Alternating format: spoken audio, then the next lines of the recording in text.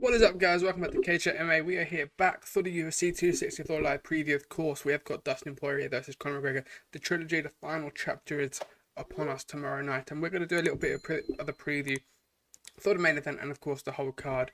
Of course, it's a stacked card, some huge names on it. Stephen Thompson versus Gilbert Burns. Sean O'Malley returns on the card. Of course, you've got Tied With Us, a fan's favourite on the card. So let's get into it. But first of all, make sure to hit that subscribe button. Of course, make sure to drop this video a like and comment your predictions down below. Who's going to get the win? Dustin Poirier or Conor McGregor? Who comes out with that 2-1 in the rivalry? And who goes on to face Charles Oliveira, of course, for the lightweight title? Now, of course, we run this back to UFC 257. The two met squared off, of course, in Abu Dhabi on Fight Island, of course. And Dustin Poirier righted the wrongs of 2014 and defeated Conor McGregor in what was quite phenomenal fashion with those car kicks. Of course, he took over the fight. Obviously, Conor McGregor had some, points of his own that was very good. Some of the boxing was very good. But overall, Dustin Poirier took the fight over, and in the second round got that TKO finish. And what a fantastic finish it was for him as well. Of course, back in 2014, Conor McGregor, the rising star at the time, knocked out Dustin Poirier in the first round in 90 seconds in very dominant fashion as well. So both of these two had their wins, and phenomenal wins at that as well. But of course, between 2014 and that second chapter in 2021 in January this year, a lot has happened for both competitors. Obviously, Dustin Poirier, has stuck within MMA. He's become one of the fan favourites, become one of the best lightweights. Obviously, he moved up after that fight because of the weight cut was a little bit too much for him. But since he's moved up to lightweight, he's been absolutely phenomenal. He's beat Max Holloway. He went up against Khabib, but unfortunately, didn't win the title on that occasion. But, there's nothing wrong in losing to Khabib. Khabib's one of the greatest fighters of all time, 29-0, now retired. Of course, he beat Eddie Alvarez in dominant fashion. He knocked out Justin Gaethje. He's just been on an absolute tear up, and of course last year gave us one of the fights of the year against Dan Hooker, of course, if you remember. And then he walked into 2021 and gave us that phenomenal fight against Conor McGregor. So he's been active, he's been remaining, hot within the scene of the MMA, whereas Conor McGregor, he's been in and out, hasn't he? He obviously went on after that fight against Dustin Poirier, became the champ in that division, beating Aldo in 13 seconds. He then went on and looked at Nate Diaz, of course, who was a late replacement for who is supposed to be fighting Rafael dos Anjos, and we'll get into their little confrontation today. He lost to Nate Diaz, then beat him in the rematch, of course, then went on to fight Eddie Alvarez and became champ, the first ever two-weight champion to hold belts at the same time, of course. And then he ventured off into the world of boxing to fight Floyd Mayweather on his debut, his professional debut, went 10 rounds with arguably the greatest boxer of all time. And then, obviously, he made, 100 million from that 80 million at the minimum. He set himself up for life, and of course, that meant he didn't have to come back into the sport of MMA. He didn't have to come back into the world of MMA, where one, the paychecks would be a lot lower, but also, the risk and the risk of injury and getting hurt is a lot higher with the different disciplines, the different ways of losing. Of course, he came back at 229 against Khabib Nurmagomedov, didn't go in his way. That was arguably his worst performance. I think that is his worst performance in a cage that we've seen. I think the performance against Dustin Poirier was slightly better that first round. He put a lot, a bit more money in the bank in that performance as he did against Khabib Nurmagomedov. And obviously, since then, that's come out that he was partying a lot. He wasn't trained in the correct fashion for Khabib Nurmagomedov. So it's an interesting one. Obviously, he came back in 2020. Thought Donald Cerrone beat him in 40 seconds, and we all thought, the king is back for good. And obviously, he wanted to stay active that year, fight 3 times that year, or at least twice more that year after that fight against Cerrone. And obviously, COVID hit, and you saw him all summer, didn't you? Looking at Anderson Silva, looking at Diaz, looking here, there, and everywhere to try and get a fight. And it wasn't until we saw Dustin Poirier look after this charity event between the two, which then the UFC picked up on, and that's how we got to Abu Dhabi, of course. And this week, there's been a lot of talk about Conor McGregor saying that camp was primarily, 70-80% focused on boxing, with the idea of fighting Pacquiao afterwards and using Dustin Poirier as a bit of a tune-up fight to get some, minutes and get some rounds in, albeit in an entirely different sport. It's kind of like, Roger Federer using table tennis to get ready for Wimbledon. It doesn't work in that way, and of course, he paid the price of that. And I think he's coming to this maybe a little bit of embarrassed of that performance.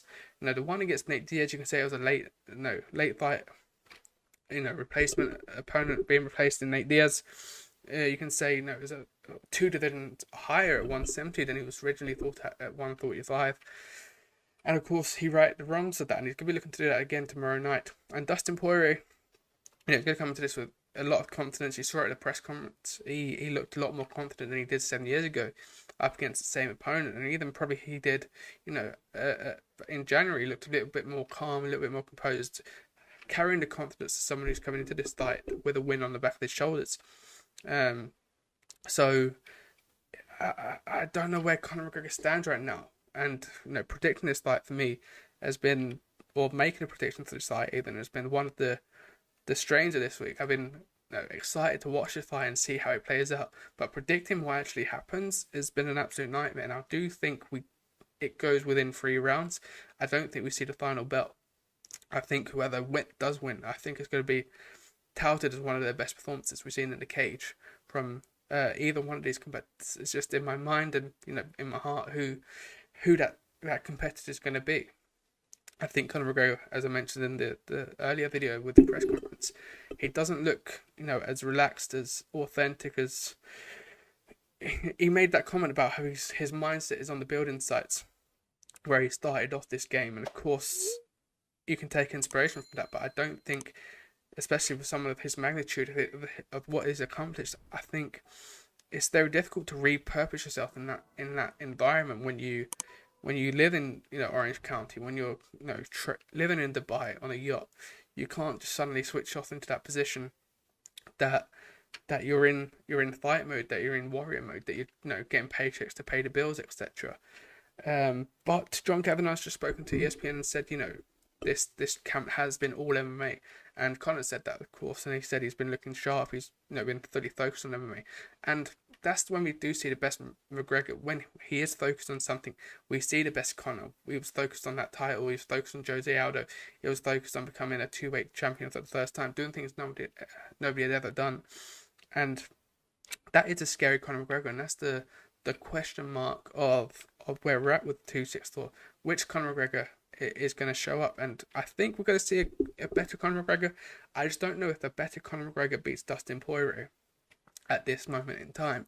I think Dustin Poirier is on a train towards that lightweight title. Of course, many people thought he should have fought Oliveira or Chandler for that lightweight title at the start. At 262, of course, he opted out of that for this fight, and rightfully so.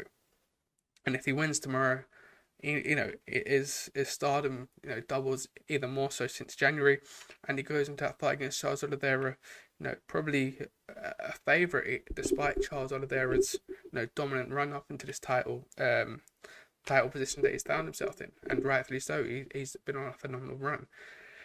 But I think Dustin Poirier might just be the best of this 155-pound division. Obviously, there's nothing that's outstandingly good about Dustin Poirier. He's fantastic, in all aspects. It's not like with McGregor where you go, he's got this extremely phenomenal and raw power with that left hand. He's got this superstardom about him, some charisma about him. Dustin Poirier is just good in all aspects, and he's got the heart of the champion. And his boxing's fantastic, his wrestling's good. He's got the ability to finish a fight in a submission. He's just good everywhere, and I think that's what we've seen the growth of Dustin Poirier since that fight in 2014. Whereas Conor McGregor, he had to make a lot of changes that fight against Diaz, but primarily his method of winning has been, pretty much the same from 2014 to now. And obviously, there's been a lot of time where he's been inactive in that. It's just a real tough fight to predict. But to have a look at the Taylor tape, of course, while my Taylor tape's not saved as it should have done. Let's sort this out real quick. But of course, looking at the Taylor tape, both of them are 5'9", both of them coming in at 155. Conor McGregor does have that 2-inch reach advantage, but Poirier comes in on the leg reach advantage, and he might have to use that once again, as he did in January with the leg kicks, of course, that immobilized Conor and allowed Dustin to capitalize and get the finish in that second round.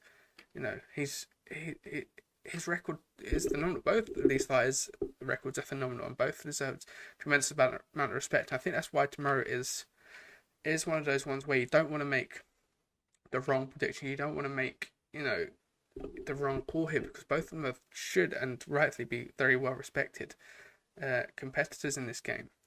And even if Conor McGregor loses, I don't want to see. We're going to see it because of the magnitude of the star he is. He's finished. He's this. He's that. He needs to retire, etc. Because I think there's a number of fights that are handy for Conor McGregor, and a way that Conor McGregor can still stay within MMA and become this sort of Floyd Mayweather sort of prodigy and product, in terms of he comes out once, maybe twice a year, maybe once every 2 years, and has this super mega fight. I think his stardom will carry over from that. But of course, if he gets finished, tomorrow, and maybe he fights Nate Diaz and gets finished in that fight as well, his star will, essentially begin to dim. The reason why Mayweather is able to come out and do so much is because he has got that O next to his name, which people are almost dying to see him lose. We don't have that with McGregor. Obviously, there's a lot of people tuning in to see him lose, probably as many as that tune in to see him win, you could say. But there isn't that undefeated streak that we saw. Maybe like Khabib. A lot of people will probably look, tune into Khabib to see, could this finally be the one where he loses? And obviously, that never happened.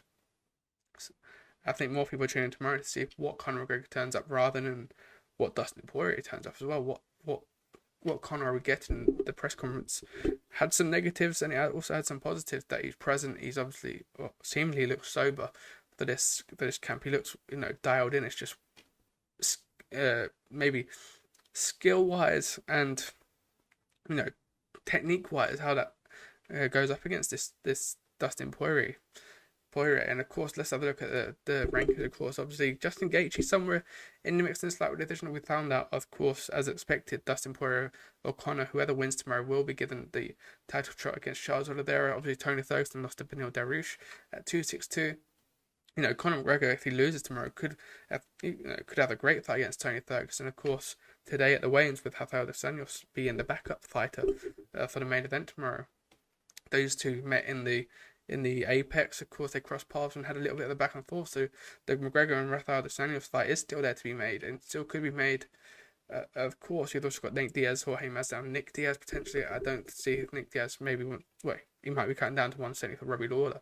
Now, there's handy fights out there for McGregor that, one, make the company a lot of money, him a lot of money, and the fans are gonna tune in and watch. So for Dustin Poirier, if he loses tomorrow, I'd like to see him fight Nate Diaz. I'd like to see him face Tony Ferguson, maybe rematch him against Gaethje.